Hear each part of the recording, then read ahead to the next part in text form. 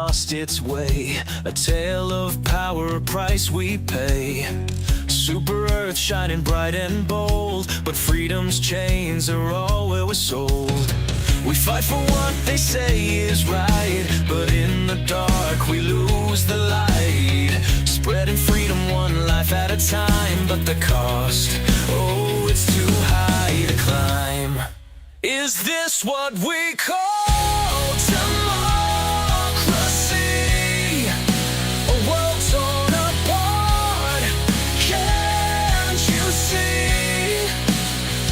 We're told we're fighting for the greater good, but it's not the freedom that we once understood. Managed democracy, a lie we've been sold. With every battle, we lose a part of our soul. Evening's freedoms, Savagers of Squids. Tonight's audible treat was Managed Democracy by Game Life 44, a brand new soundsmith rising up from the Liberation fleet.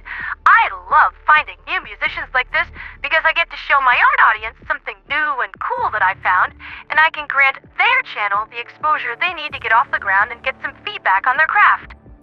But really, this all begs the question, what even is Managed Democracy? How does it work? How is it different from the leading brand of democracy? Or the diet democracy some of the nations of Earth that was claim to possess? Fortunately for you hungry minds out there, we're going to take a minute to dive right into that governmental lore before we get into news from the front lines. The way that our current version of Managed Democracy works is that rather than casting votes for an individual, an AI supercomputer analyzes various societal variables like the economy, human rights, internal conflict, and is always on guard against divisions from within. Then it issues questions to the citizenry about these various issues to more or less double-check its work.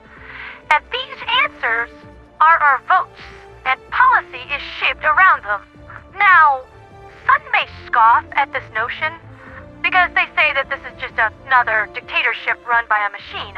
They would ask, how are we different from automatons then? Well, like it or not, we do have a voice, and our votes do end up shaping society and culture much more than the ways of old did. As for the democracies of old, have any of you ever had the privilege of electing a prom queen? And have you ever met a prom queen that was not a stupid, arrogant, self-centered, manipulative idiot that was only ever good at cheating people? Well, then you should not be shocked if you got a stupid, arrogant, self-centered, manipulative idiot leader whose only skills are the cheating of the people by using the same method. I remember that George Orwell warned us about that, but to many of the nations of Earth that was, his books were not seen as warning, but instruction manual, and it nearly destroyed us before we could ever even think about making it to the stars. Now, as for my opinion on the matter, I see the ministries of truth, defense, humanity, and prosperity as outside interference to the ways of managed democracy, hence my one-woman army rebellion against them. We already had a system that worked perfectly well, and having outside forces act against the will of the people in favor of their own corrupt wants and interests, there's a word for that. Tyranny. And how do I know that Super Earth is under the grip of tyranny? Well, call a hunch, but I don't think that the 70% tax rate or the concentration freedom camps that we have up and running were voted for by the people. So, with that explanation out of the way, we can get into the evening news. Earlier this morning, the last of the SEAF personnel was evacuated from Chort Bay, heading to Fort Justice to rearm and refuel for their next operation, likely helping to defend the southern frontier in Operation Cataclysm. The 5th Super Elite Patriotic Liberators left this planet-wide badass trip behind as well, and will spend the rest of the week recovering from their exertions. However, as they were withdrawing, the 2nd Spartan Corps fell under attack by automaton ships of a smaller, more agile design that appeared to be crafted with the purpose of denying a super destroyer's orbital superiority. I Command has dubbed these new ships automaton fleet destroyers. The SES Fist of fury, engaged half a dozen fleet destroyers to give the evacuees cover to escape, and succeeded in destroying 2 of them before making the jump out itself with moderate damage.